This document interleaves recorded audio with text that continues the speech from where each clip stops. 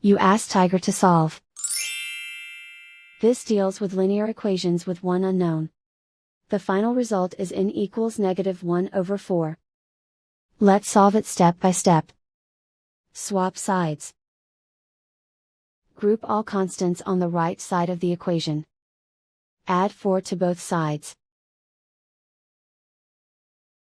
Simplify the arithmetic.